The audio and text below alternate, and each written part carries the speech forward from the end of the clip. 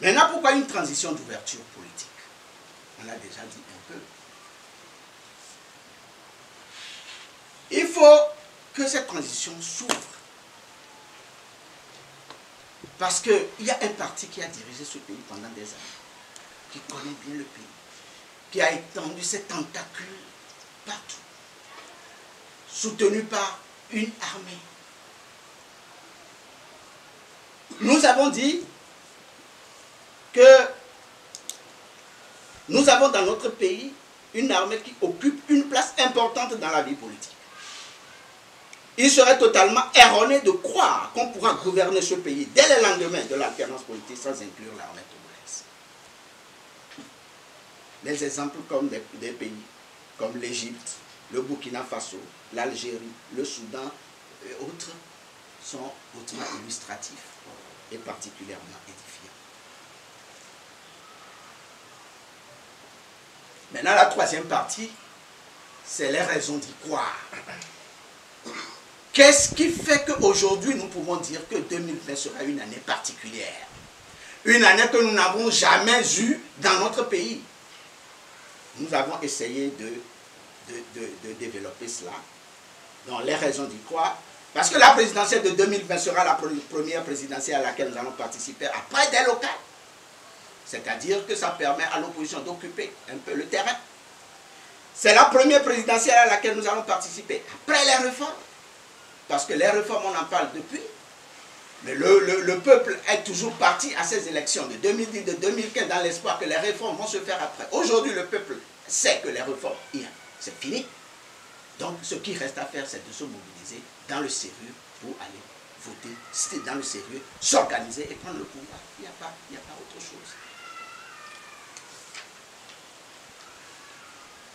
La présidentielle de 2020 sera la première à laquelle nous allons participer après le 19 août.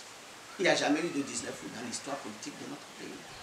Et le 19 août a quand même permis de faire comprendre aux alliés internationaux du régime que dans notre pays, le feu court sous la cendre.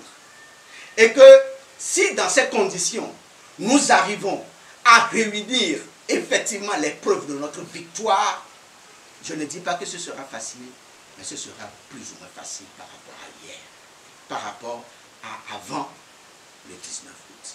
Le 19 août, beaucoup de choses s'est passé. Au point où certains sont allés jusqu'à prédire qu'il n'y aura plus jamais de 19 août dans notre pays. Donc ça veut dire que c'était quand même quelque chose de sérieux. La présidentielle de 2020 sera la première à laquelle nous allons participer après l'émergence du PNP.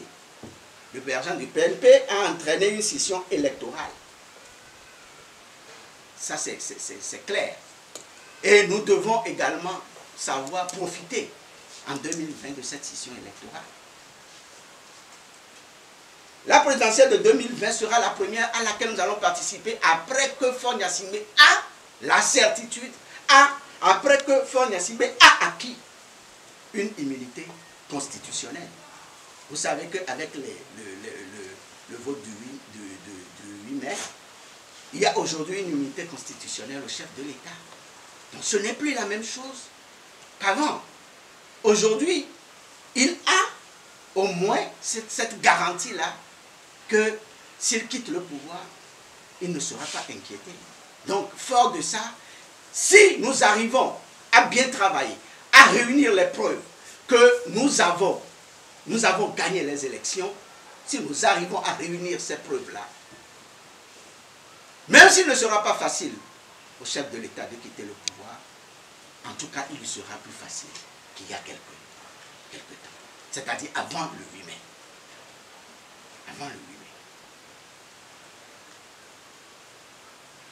Et la présidentielle de 2020 sera la première présidentielle à laquelle nous allons participer avec un candidat unique à politique, si cela est accepté par les autres. Donc, ce sera une particularité également. Et puis, ce sera également une présidentielle à laquelle nous allons participer avec le projet